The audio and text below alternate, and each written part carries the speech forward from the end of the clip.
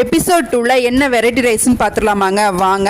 சின்ன ஜீரகம் உளுந்து ஆட் பண்ணிக்கிங்க, அதையும் நல்லா வணக்கி விடுங்க. சின்ன வெங்காயம் 2 பல் பூண்டு வரமிளகா ஆட் பண்ணிவிட்டு அதையும் நல்லா வணக்கி விடுங்க. வெங்காயம் ஓரளவுக்கு மீடியமாக வதங்கினா போதும். ஒரு ஸ்மால் சைஸ் பீட்ரூட் எடுத்திருக்கேன், அதையும் குட்டி குட்டியாக கட் பண்ணிவிட்டு ஆட் பண்ணிக்கிங்க. தண்ணி எதுவும் ஆட் பண்ண தேவையில்லை, அந்த எண்ணெயிலே நல்லா வணங்கினா போதுங்க. தேவையான உப்பு வந்து ஆட் பண்ணிக்கிங்க.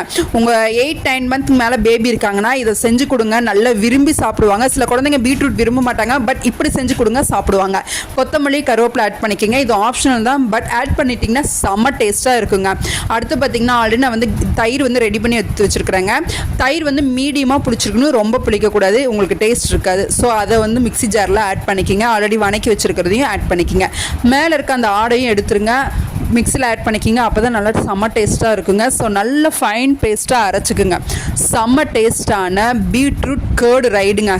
சுட சுட சாதத்துக்கு வச்சு சாப்பிடுங்க, செம்ம டேஸ்ட்டாக இருக்கும். என்னோடய ரைஸ் பாருங்கள், நல்லா ஆவி பறக்க இருக்குது. உங்களுக்கு எவ்வளோ தேவையோ அந்த அளவுக்கு ஆட் பண்ணிவிட்டு இந்த கேர்டு நல்லா அப்படியே அந்த பக்கமும் இந்த பக்கமும் ஒரு பெரட்டி எடுத்துட்டிங்கன்னா அவ்வளோ டேஸ்ட்டாக இருக்குங்க இந்த பீட்ரூட் கேர்டு ரைஸ். நீங்கள் ட்ரை பண்ணி பாருங்கள், விரும்பாதவங்க கூட விரும்பி சாப்பிடுவாங்க. தாராளமாக நீங்கள் உங்கள் பேபிக்கு கூட நீங்கள் கொடுக்கலாம். பேபிக்கு கொடுக்குற மாதிரி இருந்தால் காரம் ஆட் பண்ணாதீங்க, சாப்பாட்டை நல்லா மசிச்சு கொடுங்க, செம்ம டேஸ்ட்டாக இருக்கும். பாய்.